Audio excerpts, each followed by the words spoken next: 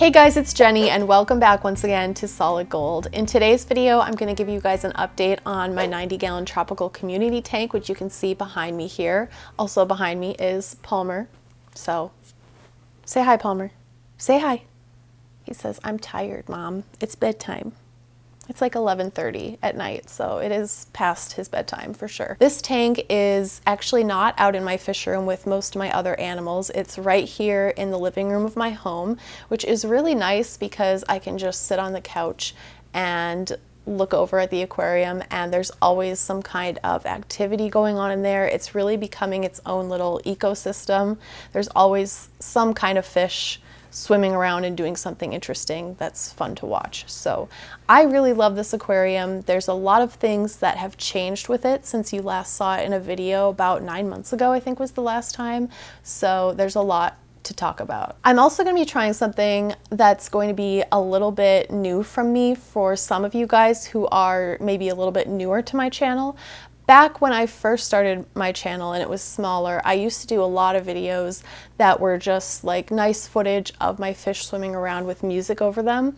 And I want to start reintroducing that again in my channel because my favorite part of having the pets that I have is just creating a habitat for them to live in, and then whenever I get the chance, just sitting down in front of it and just watching them, just observing their natural behaviors. I just think it's fascinating, it's adorable, and I literally spend hours watching my animals. It's the best part of having these animals to me.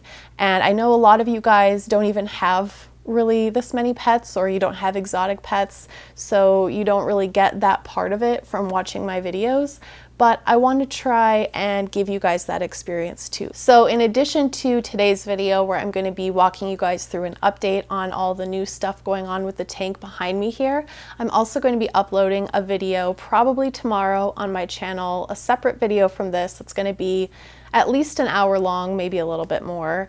And it's just going to be all the extra footage that I've accumulated in the making of this video. I purposely got extra footage, so I have like 3 hours of footage to comb through and put together a cool video for you guys of this tank behind me. But I think it's going to be really cool. I'm excited to try something new. You guys will have to let me know if you like it or not. I'm thinking it's just going to be the kind of video that you can put on in the background. Maybe you're like doing chores in your house, you can just play it in the background. Maybe you can use it to fall asleep to because it's going to be relaxing music most of the time. Or maybe even your pets would like to watch it. I know my cats and dogs both love watching fish, birds, really any kind of animals on TV. So try putting it on TV and see if your animals react to the fish swimming around. And if they do, take a video and tag me on Instagram because that is adorable and I want to see.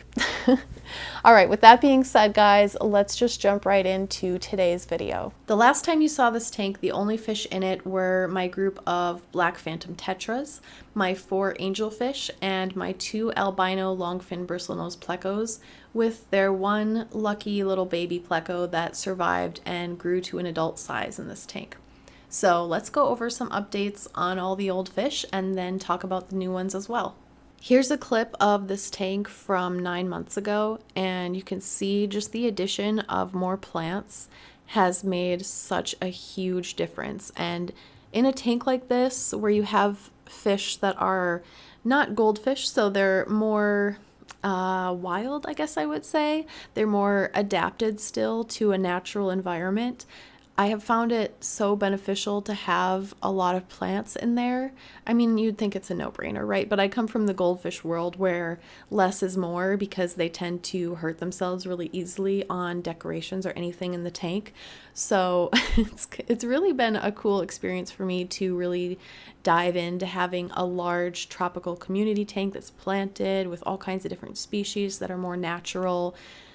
And the fish really thrives so much more when there's more plants because, I mean, yes, the tank was huge before, but it was just a bunch of open space and not a whole lot of actual environment for the fish to stake out territories or really live in. So the addition of so many more plants has done wonders, I think, for the fish and really helped them thrive. And it's also just a lot more beautiful to look at. So it's a win-win all around.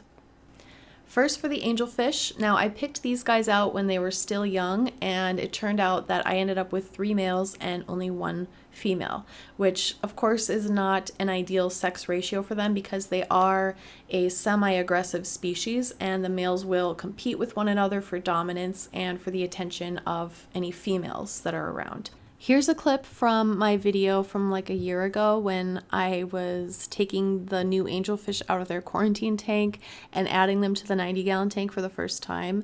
And look at how little they were. Oh my gosh. It's funny looking back because I see them every day, so I, don't realize how much they've grown, but seeing the before and after like this, you can really tell just how much they have grown and developed, and the males have developed that hump on their forehead that the males will get that indicates that they are indeed male, and their fins have just taken off in growth like crazy. It's just really fun to have these fish. They are super interactive. They're always right at the front of the tank begging for food. It's hard not to overfeed them because they act like they're always hungry, just like goldfish. So these fish have been really awesome to have. So initially the koi male was the smallest of the 3, and because of that he was getting picked on the most out of all of them, so I was a little concerned about him. But once I added all of them together to the 90-gallon tank where they had more space, they were able to kind of establish their own little territories among all the different plants and driftwood, and especially now that I've added more plants, it's even better. And they do still have little mock battles and kind of pick at one another like they will, but there hasn't been any severe aggression, and everyone is growing and doing well now, even the smallest little guy. There are 2 marbled angels, both male, and the smaller of the 2 always seems to be the one that pairs up with the female, and they have laid eggs a few times, but of course with all the other fish in the tank, the eggs always get eaten, and I'm actually okay with that because I'm really not looking to breed angelfish, so I'm kind of glad that the other fish in the tank come along and eat the eggs. Really, it's just an extra source of protein for them. And it has been really interesting, though, to be able to observe the angelfish breeding behavior.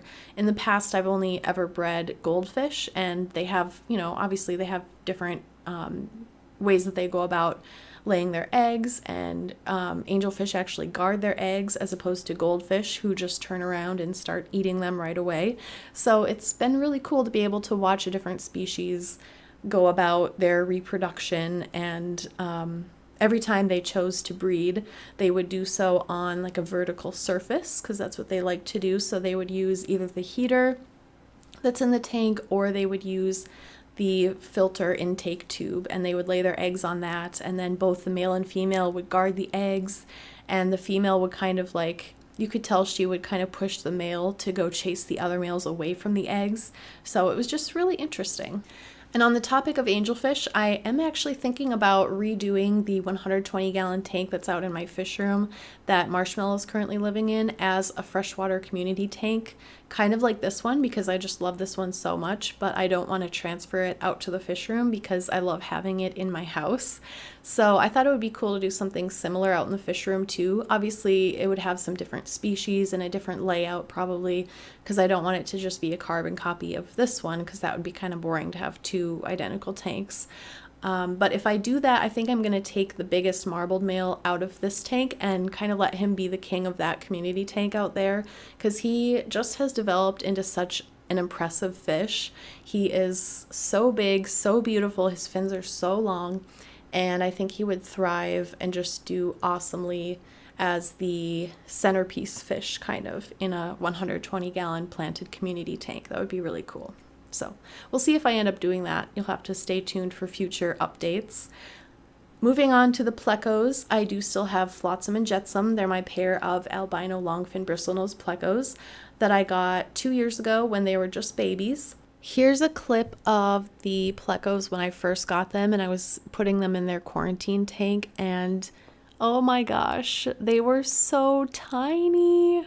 They were so little still that you couldn't even tell male from female because the male hadn't yet developed the bristles on his face that the males get as they age a little bit.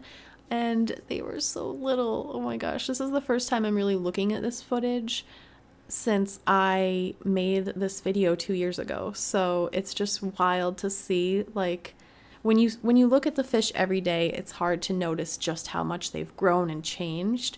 But when you compare what they looked like before to what they look like now, 2 years later, it's like, oh my gosh, they've grown so much. And they were so cute and so little when they were babies. They have laid eggs together many times. Just like the angelfish, I never intended on breeding them, so I would always just leave the eggs in the tank and they'd end up getting eaten by the other fish. But one time there was a single baby pleco that got lucky enough to grow up to an adult size, and that one did not turn out to be albino or longfin, unfortunately, but she is actually really cool in her own way anyways. She sometimes has an overall kind of light brown color, but then sometimes depending on the environment or her mood, she will change into this really awesome contrasting dark and light brown pattern that looks really cool. So I'm really loving this fish. If you're wondering what it is they're eating here, it's a couple slices of zucchini on a veggie clip. Bristlenose plecos will eat some protein food sources, but their main food source should always be vegetation. And most tanks don't actually have enough algae growing on the walls for them to be able to fulfill their dietary needs. So you have to provide them with some fresh zucchini like this or something else like algae wafers on a regular basis. And it just so happens that the loaches and my leaf fish love it too. So it's always a zucchini party on the veggie clip. I actually have a batch of Pleco Fry right now that were hatched on February 16th, and they're growing out in my fish room. This will be the first batch of Pleco Fry that I'll be attempting to raise, and the plan is to keep some for algae control in my 120-gallon tanks and then sell the rest. But I guess we'll have to see how my first attempt at raising them goes and then figure out what to do with them after that. Now, the Black Phantom Tetras, over time, my original group of Tetras has slowly dwindled, and lately it seems like one Tetra turns up dead about every couple of months or so. I'm not really sure why, because I only got them 2 years ago, and they should have a lifespan in captivity, from what I'm reading online, of about 5 to 6 years. So, I don't know. That being said, I don't know how old they were when I got them, so I guess it could be their natural lifespan just coming to pass. What I do know is all the other fish in the tank have been doing really well, and the tank parameters, including temperature and pH, is right for them. So right now it's kind of a mystery to me. I haven't restocked the tank with more of them because I'm thinking about switching to a different type of Tetra in this tank eventually, maybe when they're all gone. I don't know. I only have like 4 left right now, so we'll see. I was thinking about maybe doing neon Tetras, or maybe something else. So if you guys have any suggestions for small Tetra species that would look cool with the other fish in this tank, let me know in the comments below. And that's all of the old fish that you guys already knew about. So now that brings us to all the new fish species that I've added to this tank that you guys haven't seen yet, aside from a few photos in my 2019 calendar, link below, and on my Instagram.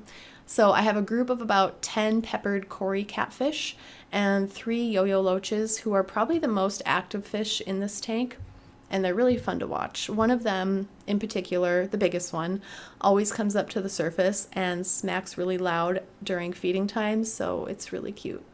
There's also my spotted African leaf fish, who I've named Leafy because I'm just oh so original, I guess. But the leaf fish has already, I would say, almost tripled in size since I got him a couple months ago, and he is becoming definitely my favorite fish in the whole tank. It's just so cool to watch how he glides around and kind of snakes slowly around the driftwood and the leaves in there. Now these guys can max out at around 6 inches in an aquarium, so he's gonna get pretty big, and if at some point he starts harassing the smaller fish in there, I'll have to move him out, probably to an aquarium in the fish room. But for now, he's getting along with everyone and isn't intimidated at all by the angelfish, so it's working out really well. Now, my most recent additions are 2 autosinkless catfish, or autos as they're called. I wanted to get more because I know they do better in larger groups, but the fish store only had these 2 at the time, so I was like, I'll just take those 2 and I'll come back and get more later. I haven't actually went and got more yet, but I probably will still do so.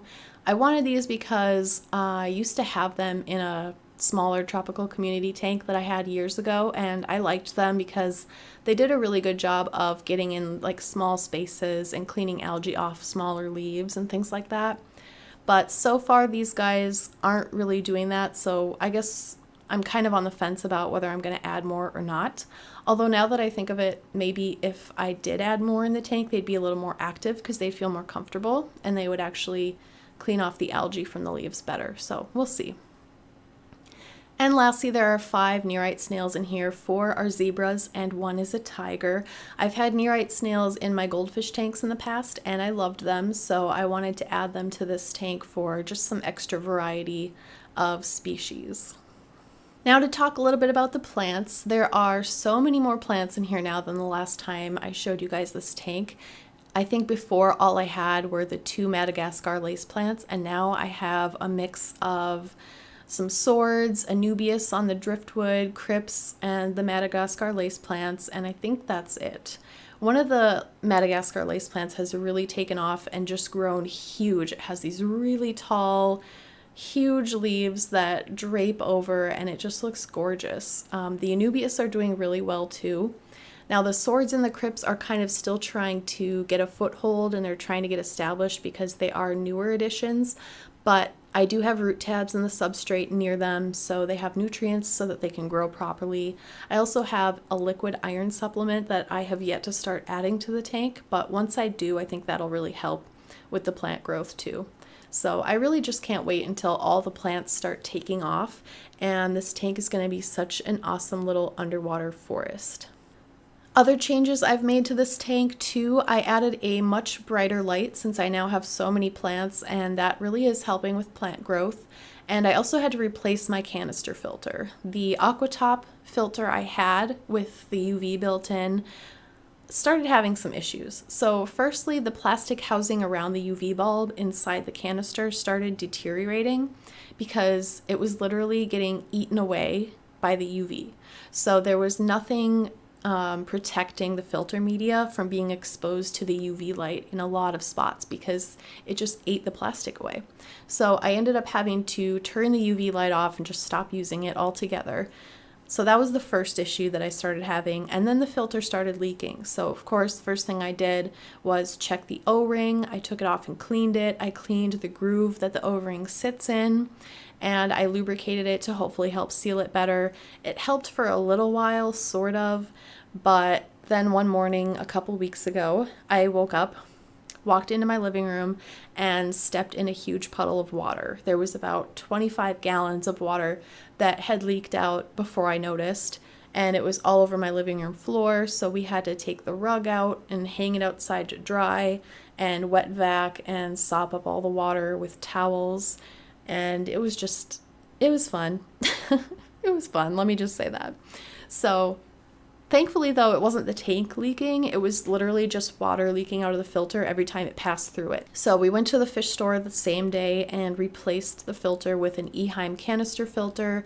Just literally took all the filter media out of the leaking filter, put it into the new one, because that way I wouldn't have to restart the cycle of the aquarium all over again. It would just be the same exact filter media, just in a different housing, basically. I actually love this filter. I knew it was a better quality filter than the Aquatop, but you know, back then I was trying to get a cheaper option, and in the long run, it's not worth going for the cheaper option. I would say just get an Eheim. They're awesome. It does have a higher flow rate too, and the fish are way more active with the higher flow rate. It's like a night and day difference. So while it was a hassle dealing with all of that, I'm actually so much happier now with the better filter because the fish are too. So it worked out. Well, that's it for the updates on this tank, you guys. Thank you for watching, and let me know in the comments below if you have a tropical community tank of your own at home, and if you do, what is your favorite fish in your tank? My favorite fish in my tank so far has got to be Leafy, my spotted African leaf fish. He has so much personality and character crammed into such a little fish, and he's really fun to watch. So be on the lookout for the second video on this tank, which is coming out tomorrow. And if you haven't gotten a 2019 calendar yet, I do still have them available in my website. The link will be down in the description section below. I also haven't really talked much about this yet, but I also have new solid gold pins in my website store too. So go check those out if you're interested. Again, thanks for watching, guys. I'll see you in my next video, and until then, stay gold.